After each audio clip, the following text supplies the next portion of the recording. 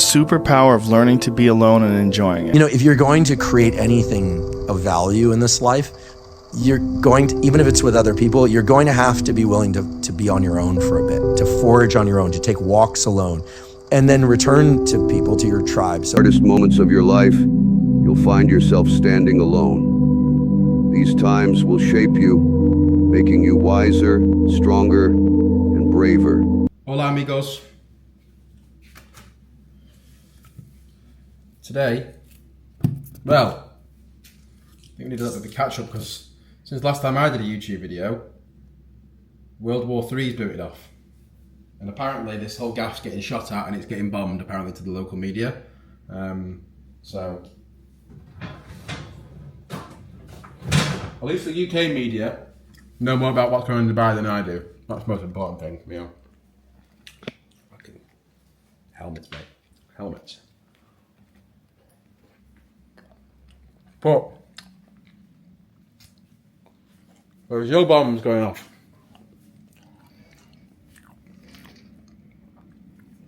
It's a sunny day in Dubai, as always. But as you would have seen by the title, living alone review, which is going to come, don't worry.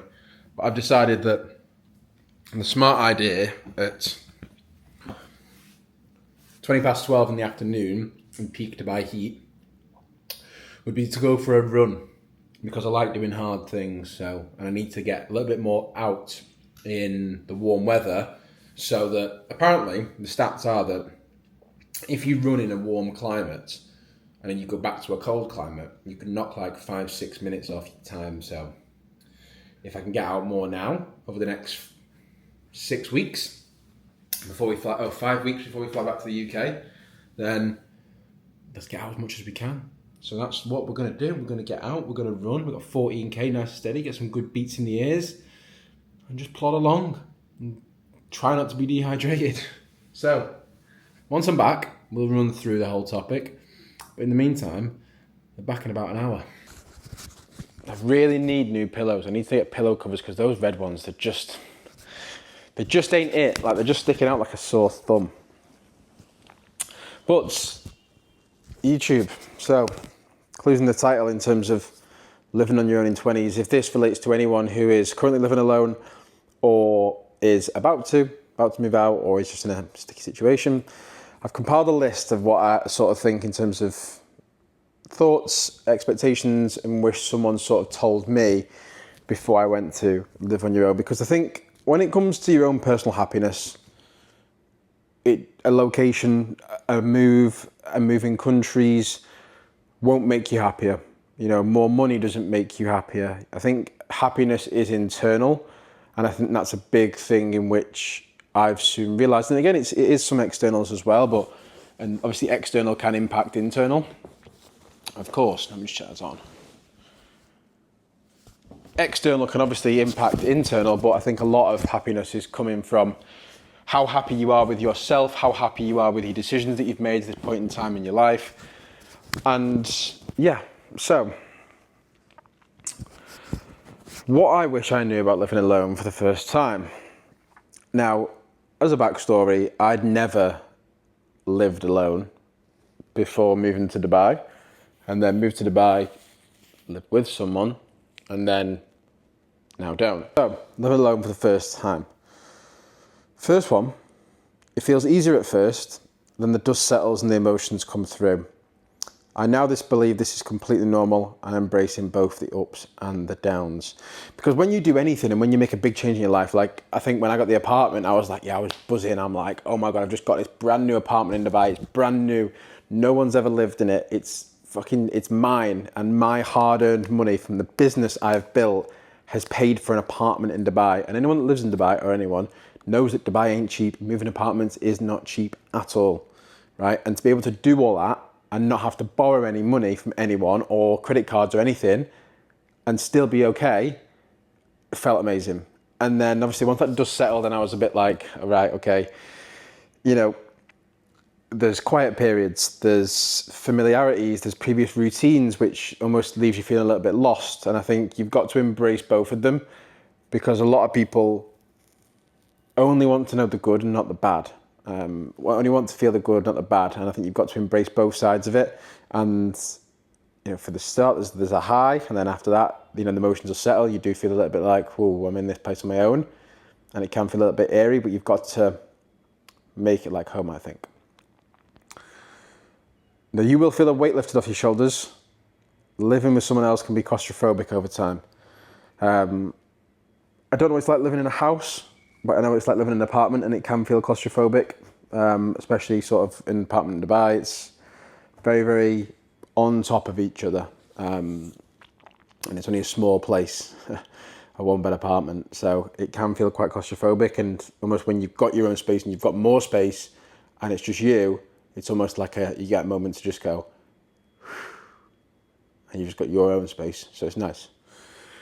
Now, number 3 is don't fill your empty space with doom scrolling. It's important to face your thoughts head on and be comfortable with your own company. And that's probably the biggest one, which I struggled with at the start, in terms of in the evenings, like literally like doom scrolling, going on my phone, and put TV on and I'd just sit on my phone, just scrolling through absolute bullshit, staying up late, scrolling, all that kind of stuff. It ain't good, right? You need to learn to like your own company and sort of be alone. It's really, really important to actually sit with that. Watch TV, don't go on your phone. I'll put my phone away at like 8:30 at night. Won't touch it. Don't go on it at all.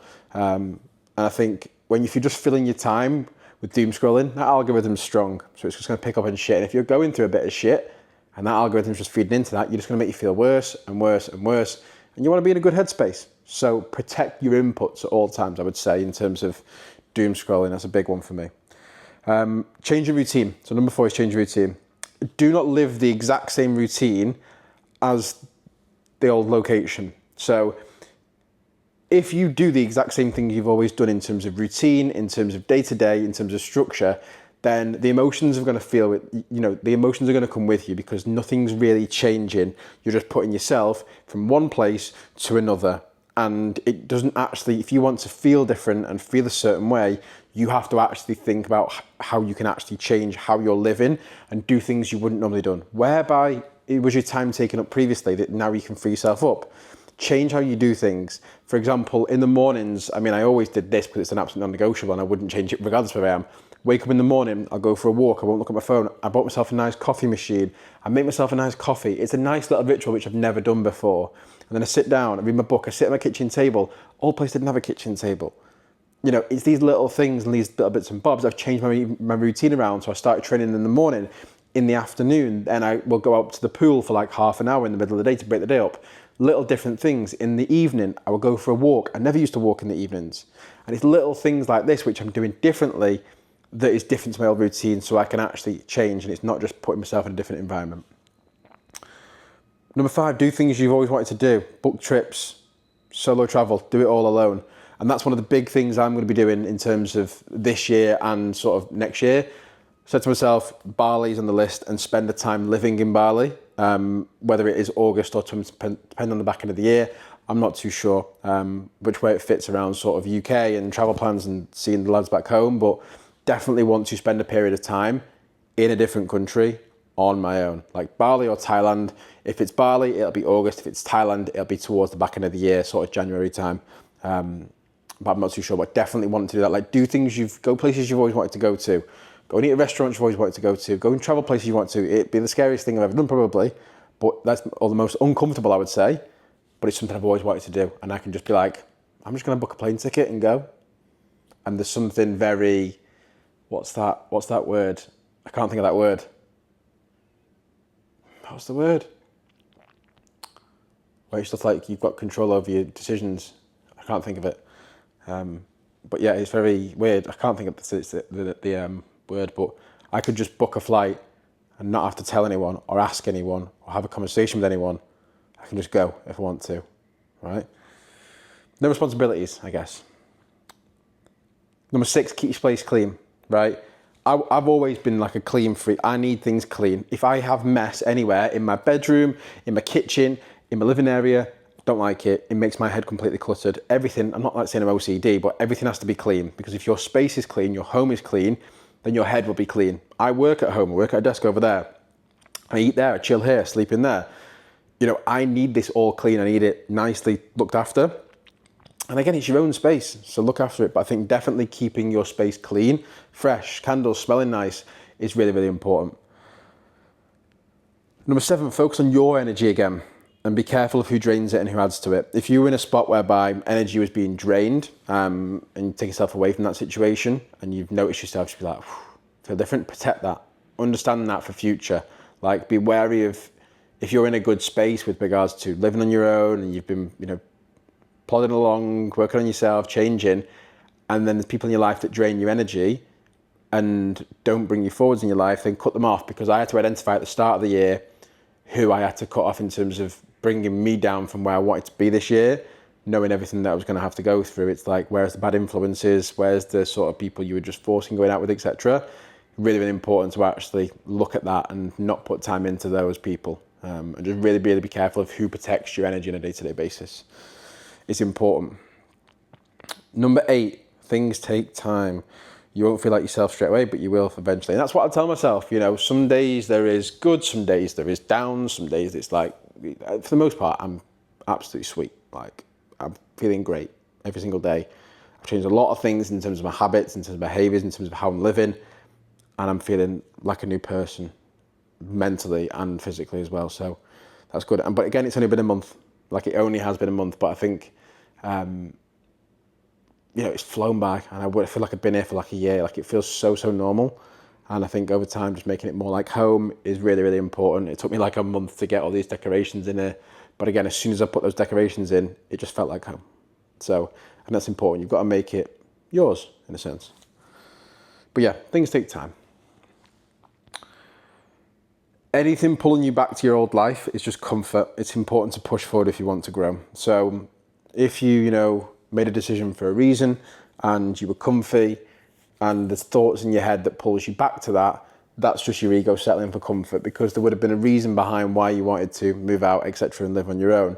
So I think it's important that you push through the discomfort, because you will go through periods of time whereby you do get lonely, you do second guess things, you do overthink things, you are in your own head a lot more, you have your emotions, you have no one to speak to in terms of, you know, expressing what's going on in your life with work, etc. So I think it's really important that you don't just give in to that and go back to a place of comfort and keep pushing forward and remember your reasons behind the decision, which is super, super important. Find the little rituals, you know, make a nice meal, morning routines, things that make you feel good. For example, on a Friday, I've changed my work routine around. So then, you know, on a Friday afternoon, on a Friday morning, you know, I'll do a few bits and bobs, I will train, I will take a couple of calls, and then Friday afternoon, I will then go and do a sauna and a cold plunge. Again, as I said, throughout the week, a half an hour in the afternoon when there's a block. You know, I'm 4 hours ahead of the UK, so like 8 o'clock, people are just going to work. I go upstairs, have half an hour in the sun. I don't do it every single day, but some days I will go upstairs, maybe go in the pool, have half an hour, read a book, etc. Morning, bought myself a nice coffee machine. I love coffee. Walking in the evenings, walking with no phone, watching podcasts on TV instead of Netflix. Little things and little rituals. You know, Saturday mornings, I'll wake up, I'll go for a run, I'll come back, I'll make myself a nice breakfast. And it's these little things, these little bits and bobs, but you have to have these like little rituals with yourself and keep them as non-negotiables every single week. Number 11, don't always rely on seeing other people for plans. Do things on your own. Go for food on your own. Go beach. You can't if you live in Dubai. Go beach clubs on your own. Go to the cinema on your own. Go shopping on your own. Don't go to the pub on your own. That's fucking weird. Go a coffee shop on your own. Don't always be the first one to jump to filling your space with time and wanting to see people. Social connection is so important. Don't get me wrong. You cannot isolate yourself from the world. That's just fucking weird. You'll feel 100 times worse by isolating yourself. But just pick and choose. Like, you don't, if you want to go somewhere in the week or you want to go somewhere on the weekend, don't feel like you have to be forcing that on other people, or you can only do that if someone else says yes. Like, it might feel uncomfortable to do it yourself at first, but do it yourself. Like, go and do these things yourself. You don't always need someone else to be doing them with you so you can do it. Like, just go and actually do it yourself and have some time with yourself. Take yourself for a nice place or whatever. Like, that's important. And I'm all for social connection, especially on the weekend when I'm off work.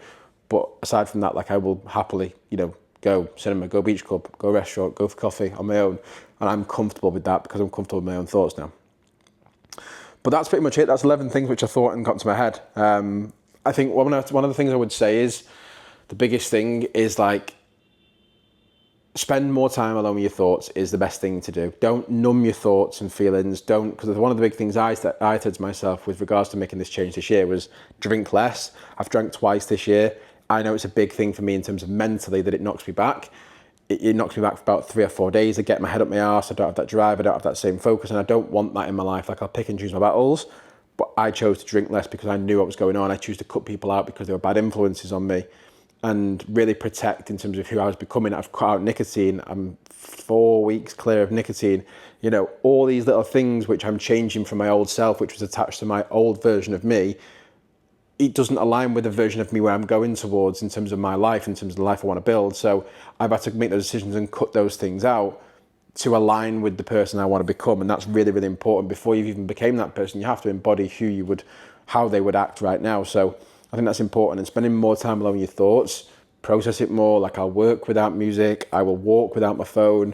I will spend time in the evenings without my phone, just watching TV and journaling. You know, different things is really, really important. But yeah, I'm excited. It's only a month in, but I think for me, it's the best decision I've made. Feel a huge weight lifted off my shoulders, and I've got way more work done than I've ever done in the past. I can work at home. I've got a nice desk, hence why I paid a bit more for this apartment, because it's got a desk, and I just love my own little space. And we've still got a few bits and bobs. Like, this sofa is so fucking uncomfy, and it's got no sofa bed. So when any of the boys come round, or family come round, or come to Dubai even, no one wants to sleep on this thing. So I need to get a new sofa, I think. New cushions, a few bits and bobs, and then we're pretty much good together. But yeah, that's it.